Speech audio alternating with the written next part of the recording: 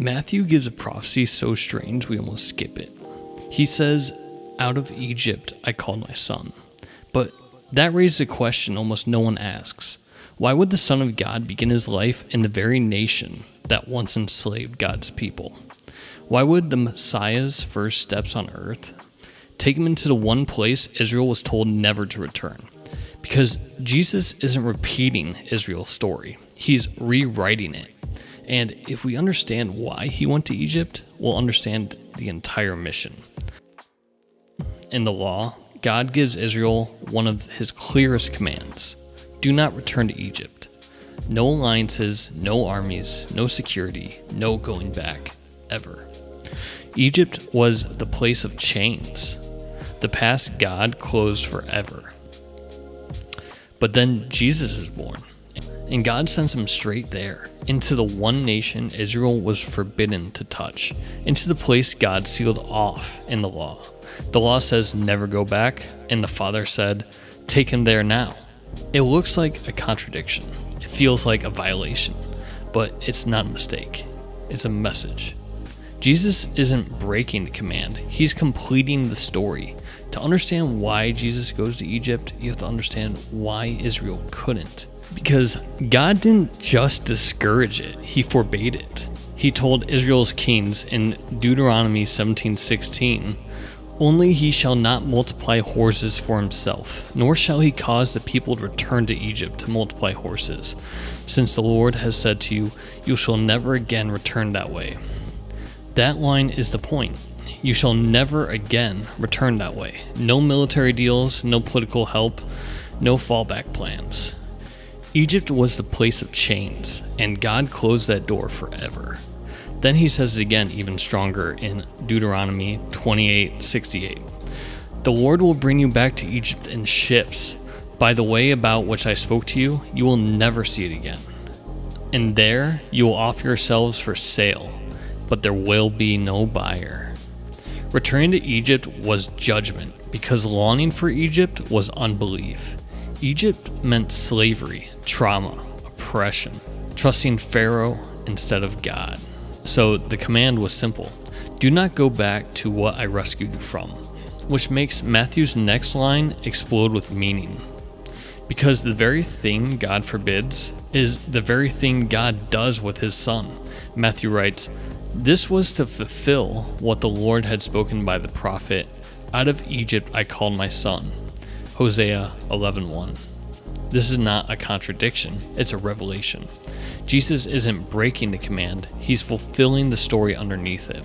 Because Hosea 11:1 wasn't just about Israel's past, it was a prophecy pointing forward to a greater son, a greater exodus, and a greater deliverance. Israel went into Egypt and came out in weakness. Jesus goes into Egypt and comes out as a true son. Israel failed in the wilderness. Jesus will enter the wilderness and overcome. Israel broke the covenant, and Jesus will keep it. He retraces Israel's steps, not to repeat their story, but to redeem their story. So why does Jesus go to the one place Israel is forbidden to return? Because he isn't just fulfilling Israel's story, he's replaying it step by step so he can redeem it. Israel goes down to Egypt, Jesus goes down into Egypt.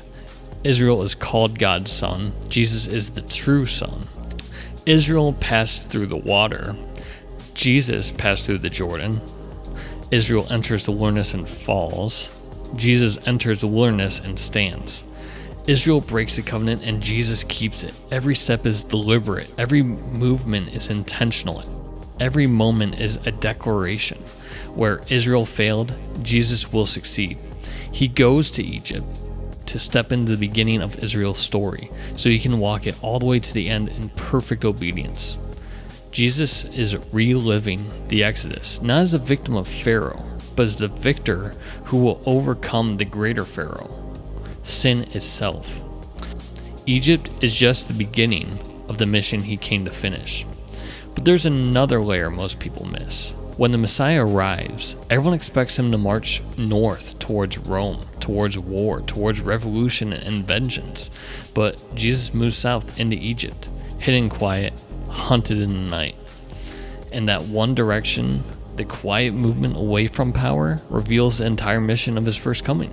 He didn't come with horses, armies. He didn't come to tear down empires. He came to tear down sin. The king who could summon 12 legions of angels doesn't charge into battle. He flees, not because he is weak, but because his mission isn't conquest yet. His first coming is not the lion, it's the lamb. Not judgment, but mercy. He goes to Egypt not to overthrow a tyrant, but to begin a rescue that no earthly army could accomplish. He enters the world not with a sword in his hand, but with nails waiting for his hands. Egypt is the opening scene of Messiah who came not to kill his enemies, but to save them. So why does any of this matter for us? Because Jesus going to Egypt tells you something profound about the heart of God. He doesn't avoid the places we fear. He enters them. He doesn't wait for us to escape our past. He steps into our past to redeem it. He doesn't demand strength before coming near. He comes near in our weakness, because he himself began in weakness. When Jesus fled into Egypt, he showed us this: there is no place too dark, too broken, too painful for him to enter. If he can step into the land of slavery, he can step into your story, your wounds, your failures, your chains. Egypt wasn't the end of his mission. It was the beginning of yours, because the Jesus who came out of Egypt now calls you out as well.